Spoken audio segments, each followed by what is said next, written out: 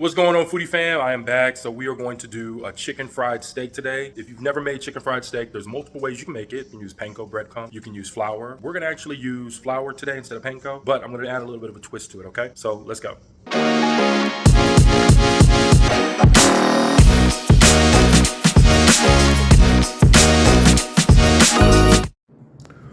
What's going on, foodie fam? So today we are doing our chicken fried steak. This is actually a chicken fried steak number 2. Our first one that we just posted not too long ago, which was with a bacon or a country gravy. So this is actually pretty much a similar video, but at the end we're going to show you a little bit different. And watch through it. I'm actually going to give a little bit more tips in the middle of it too. So what I used is an actual sirloin steak. Actually, I used a Wagyu beef sirloin on this because I like it because it's more tender, has more muscular fat into the meat. You can actually get your butcher to tenderize it. So all you need to do is, if you're at HEB or any of the grocery stores or Kroger's, you can actually ask the butcher and see if they can tenderize it for you, and let them know that you're going to be using it for a chicken fried steak, so they know what to do. And you can tell them how many times you want it ran through. I always just get it ran through one time to tenderize it, but you can get it ran through twice if you like, to even tenderize it even more. Now, first thing we're going to do is season our meat. I added some granulated garlic, some onion powder, and some paprika and some salt. Next thing I want to do is I have some cornstarch, and I want to make sure that I pour some cornstarch on there. Now, I'll use cornstarch instead of flour at this stage, basically because it holds better. It doesn't lose its batter while you're cooking as easy as using just regular flour. So on this other side, I got my dredge in here. Got some, of course, some Louisiana hot sauce or Tabasco, whichever one you want. 2 eggs and some milk, and I'm just going to beat that through real quick. Make sure it's all through. All the way through.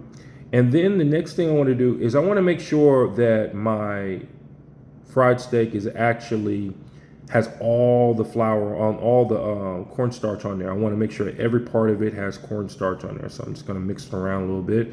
Yeah, I'm getting a little messy, excuse me, but I'm really cooking. So cooking sometimes doesn't look as cute as you see on TV. And this is something I'm actually going to eat later on today. So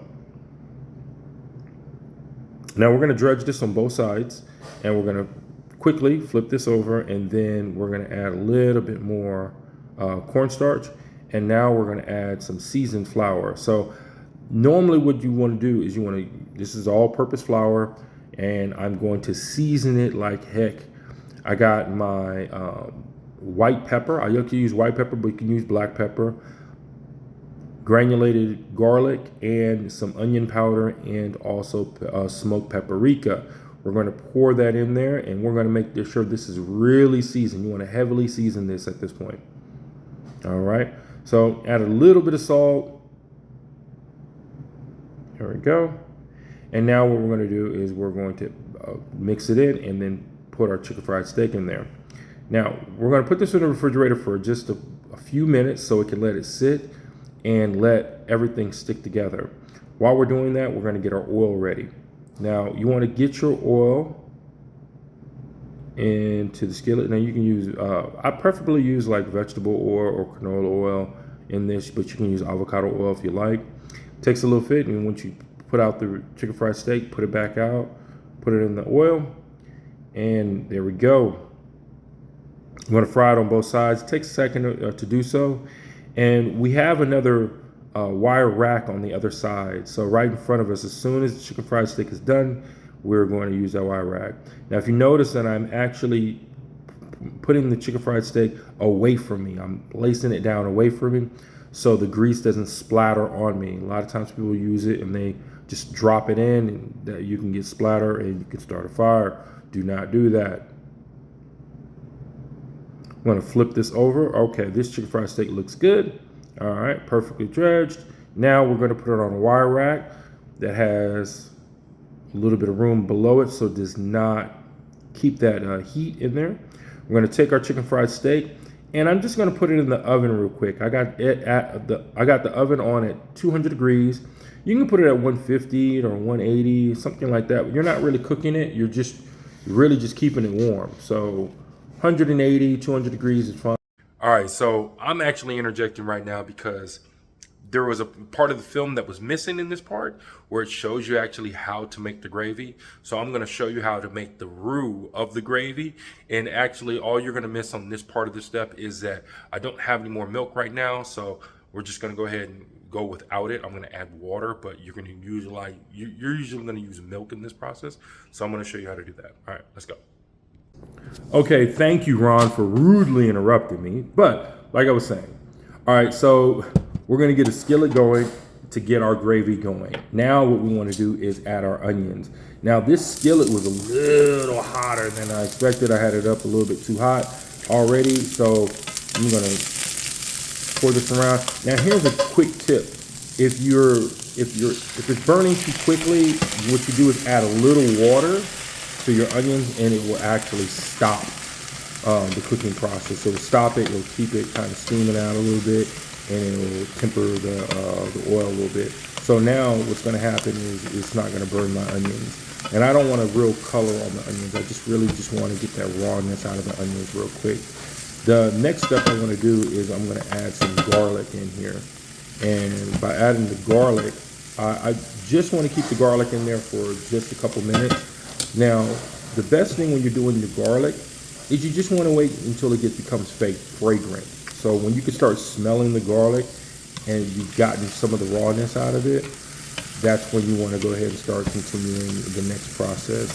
So as you can see, I'm just stirring it real quick. And now I'm ready for my flour. The best way to do this is use the dredge flour that we used earlier for the chicken fried steak in this flour, so because it's already seasoned, you ain't got to worry about it. So I'm just adding a little bit more oil in here. This was the leftover oil from the chicken fried steak, because you can put it in your little container and save it. So I'm just trying to get the rawness out. Now I'm not trying to get a full color on here. Now what I'm going to do is, normally I'm going to add a little bit right here is a chicken stock. So you can add a chicken stock, you can add a beef stock, whichever stock you'd like. And we're gonna do this and let this reduce down. So once it reduces down to probably about halfway, then what we're gonna do is add some milk to this. We're gonna add the milk, and then once you add the milk, it's gonna get thick like this, and it's gonna look perfect. So now you see it's still loose, you know, still not completely the way I want it. So I'm just gonna let it keep it going.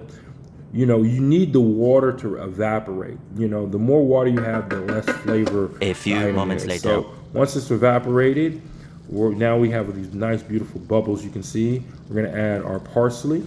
We're going to mix this around a little bit. We're going to taste it. Now, I know y'all don't see me all the time tasting the food, but I'm always tasting the food. You want to know exactly if you need more salt or not. Here's some fresh cracked pepper.